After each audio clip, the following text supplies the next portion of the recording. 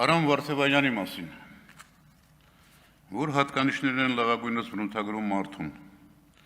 քաջություն, արդարություն, խոհեմություն, բարություն, սկզբունքներ, սեփական կարծիք, արժեքային համակարգ, ընկերություն, մեր դեպքում հայկականություն։ Սրանք են մարդում դարձնում հասարակության արժանավոր անդամ, ազնվական տեսակ։ Իսկ մասնագիտական առումով Արամ Վարդևանյանը միջազգային ամենաբարձր չափանիշներով պատիվ կբերի ցանկացած երկրի ու կառույցի։ Այդպիսի մարդիկ Հայաստանում կան, անշուշտ եւ շատ, բայց Արամը նաեւ մշտապես պայքարի մեջ է քաղաքացիական պարտքի ու պատասխանատվության գիտակցությամբ։ Կլինի Արամը ազգային ժողովի նախագահությունում, մեր քաղաքացիները, մեր զավակները իրենց աչքի առաջ օրինակելի հայի, մարդու, պետական, հանրային գործի կերպար կունենան։ Ինձ համար պատիվ է Արամ Վարդևանյանի նման ընկեր ունենալ։ Սիրելի հայրենակիցներ, բայց ես մի կողմ կթողնեմ այս մի քանի օրերի աղմուկը փոխադարձ մեղադրանքները եւ կխոսեմ երկու հիմնական թեմաների մասին։ Գլխավոր հարցի մասին։ Այս խորհրդարանի ընդհանրապես մեր իրականության գլխավոր հարցը այն չէ, թե Հայաստանը որքանով կկարողանա Ռուսաստանից անկախ քաղաքականություն վարել։ Այդպես փորձում է ներկայացնել ՔՊ-ն։ Անկախության հռչակումից ի վեր 90-ականներից սկսած մեր քաղաքականությունը եղել է հնարավորինս ինքնուրույն, բալանսավորված, կոմպլիմենտար Հայաստանի ազգային պետական շահերից բխող։ 2000-ականներին եւ Ռուսաստանի, եւ Եվրոպայի, եւ Միացյալ Նահանգների, եւ Իրանի, եւ Վրաստանի հետ մենք ունեցել ենք բնականon հարաբերություններ։ Նույն տրամաբանությամբ Եվրոխորհրդի անդամություն, հազարամյակի Լինսի հիմնադրամի ծրագրեր, Իրանի հետ գազամուղ էներգետիկ ենթակառուցվածք, Ռուսաստանի հետ ռազմավարական գործակցություն։ Ազգային շահի վճռական պաշտպանության բազմաթիվ օրինակներ կան։ Աշխարհի հզոր պետությունների հետ հարաբերություններում։ Հիշողության թարմացում այդ շրջանում Հայաստանի ղեկավարը 10 տարի Ռոբերտ Քոչարյանն էր։ Տարբեր է եղել Ադրբեջանի եւ Թուրքիայի պարագան։ Նրանց հետ թշնամական, մերը անզիջում եւ Արցախի ինքնորոշման իրավունքի իրացման եւ ցեղասպանության միջազգային ճանաչման առումով։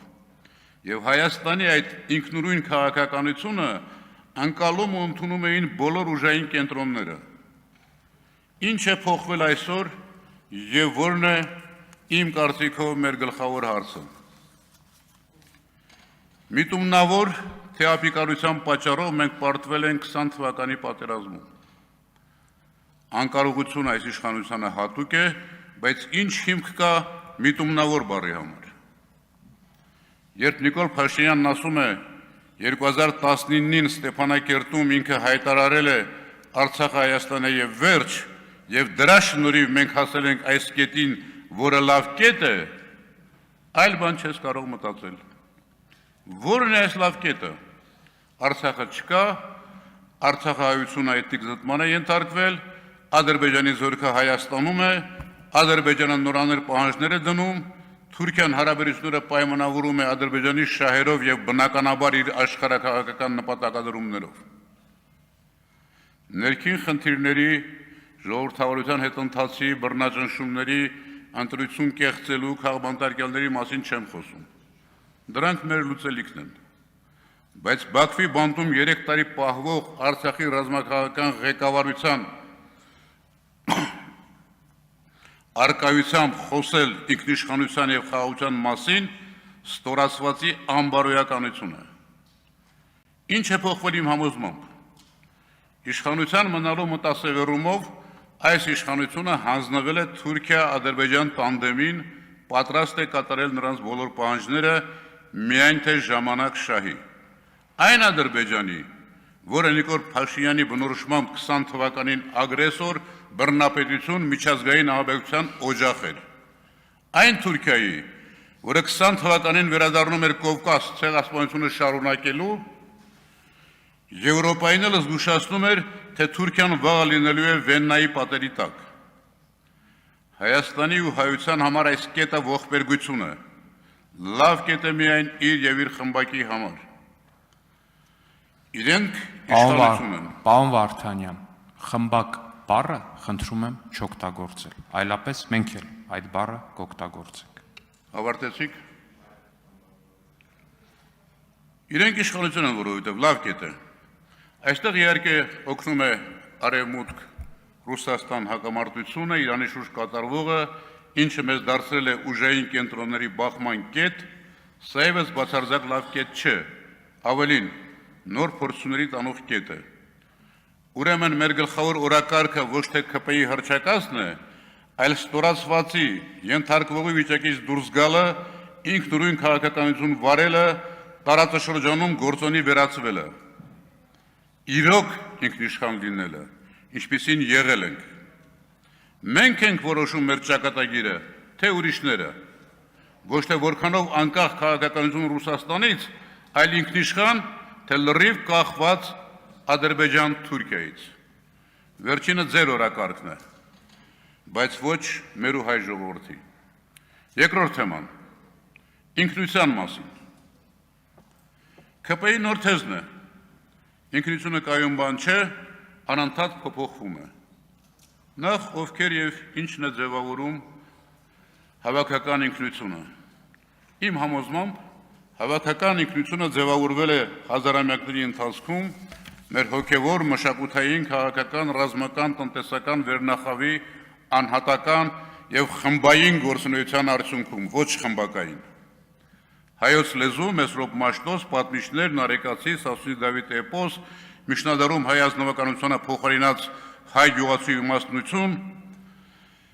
հայ ռազմիկի ոգի, ազգային պար, ժողովրդական երգեր, ճարտարապետություն, Էջմիածին, Գանձասար, ցեղասպանություն, Սփյուռք, Կոմիտաս, Արամ Մանուկյան, Գարեգին Նժդեհ, Թումանյան, Չարենց, Մաթևոսյան, Ռոսլին, Մարտիրոսարյան, Արարատ, հովատ զգացող չեղավ։ Ընտրախավն է ձևավորում ինքնությունը եւ մարմնավորում։ Այո, փոխում է ժամանակի մեջ ինքնությունը, բայց հարստանալով նոր գույներով ու կերպարներով։ Որ ազգերն են զարգանում, առաջադիմում անընդհատ արդիականանալով։ Նրանք, որոնք պահպանում են արմատը, պատմական հիշողությունը, ազգային առանձնահատկությունները եւ գործում են ժամանակին համակայլ։ ՔՊ-ի վերած փոփոխությունը զիջելն է, հրաժարվել է տեսակից ու առաքինությունից։ Իբրև անհատ վայելել կյանքը առանց հավաքական գիտակցության ու պատասխանատվության անցյալի, ներկայի, ապագայի հանդեպ։ Հիմա ինքնության հեղաշրջում են փորձում անել, բայց իրականում մի հեղափոխություն է ընթացքի մեջ, գլխարկների հեղափոխությունը։ Գլխարկների փոփոխությունը գլուխը չի փոխում։ Բայց սիրելիներս, ինքնությունը ձեր կարճ կյանքի ու իշխանության տևողությամբ արմատապես չի փոխվում, չի փոխվելու։ Մեր ինքնության մեջ բացառիկ դեր ունի քրիստոնեությունն ու հայ առաքելական եկեղեցին, որի դեմ ծրագրային պատերազմ եք մղում։ Մինչդեռ հայ առաքելական եկեղեցին հայկական պետականությունը զորացնելու, ինքնիշխանություն երաշխավորելու ուժեղ կռվաններից է։ Մի զարմացեք, մենք առաքելություն ունեցող ազգ ենք։ Պարզ է, փոքր մարդիկ մեծ երազանքներ չեն կարող ունենալ, բայց հիշեք, հայկականությունը, հայ ինքնությունը փոխելու ձեր ջանքը դատապարտված է, շարունակեք եւ կտեղամոզվեք։ Իմ խոսքի սկզբում ես խոսեցի մարդկային առաքինությունների մասին, բայց կան նաեւ մեղքերը, գոռոզություն, ագահություն, բարկություն, նախանձ, ընկերազուրկ, երախտամոռություն, մանկուրտություն, որկրամոլություն։ Հաջորդ անգամ կխոսեմ այս ժամանակավոր իշխանության բնույթի եւ Հայաստանի ապագա արժանավոր իշխանության անհրաժեշտության եւ անխուսափելիության մասին։ Շնորհակալ եմ։